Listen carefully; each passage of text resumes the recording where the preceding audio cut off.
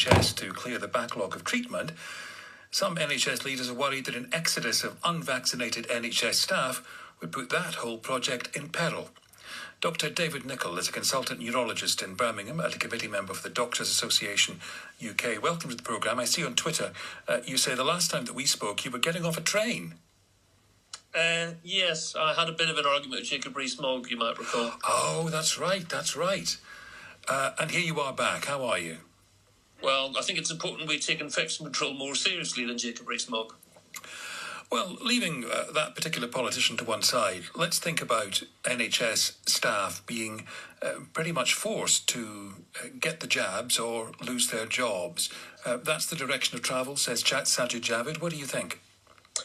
I think it needs to be very, very carefully thought about because it's a very sensitive issue. I mean, I've got my own personal view, and even within the Doctors Association, we've polled, and the majority of people do support that direction of travel. But I think you just need to have as much encouragement as possible. And if we think of hepatitis B vaccination as a comparison, because a lot of people, there's a misnomer in the health service. People think, oh, that's mandatory for certain groups. In fact, it's not. There was no change in law. You can just make it, in effect, as much hassle as possible that people get vaccinated. So, there are ways to do this, which I think can strongly encourage it. And also, I was actually speaking to some ITU staff this afternoon, just thinking, well, if people aren't getting vaccinated, and obviously the vast majority of NHS staff already are, but I know in my own trust, around about 18% still aren't, which I just is just mad. But you can try and encourage people, and if you're not being vaccinated, insist on more regular testing, for example. And I know that the majority of staff still don't do regular testing, which is just madness. We should all be doing regular testing in a high risk occupation. How would you encourage and cajole? How would you get those numbers down? Well, first of all, you need to have a conversation with people to find out why they haven't been vaccinated. I've heard all sorts of reasons, religious reasons. I heard someone say, oh, Seventh-day Adventists. The Seventh-day Adventists do not object to vaccination. And then say, well, actually, we will support you. If you catch COVID at work, and we know well over 1,000 health and social care workers have died of COVID, we will have a compensation mechanism to support your family.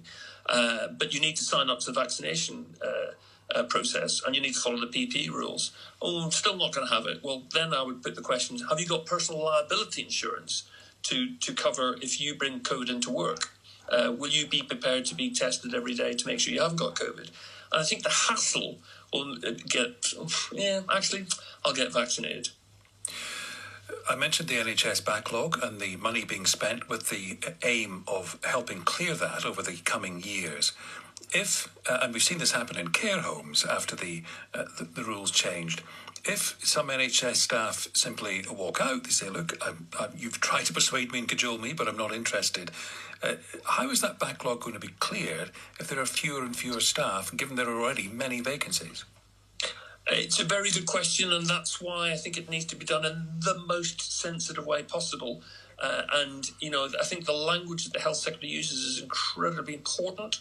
I'm thinking back last month when when I was asked about social care, saying, just get a job. That is not the way to, that's the diplomacy of the sledgehammer. It really doesn't help. And so you need to encourage people, because if a load of staff go, and obviously most doctors have been done, but I know of doctors who haven't been vaccinated. The way you word it is really, really, really important.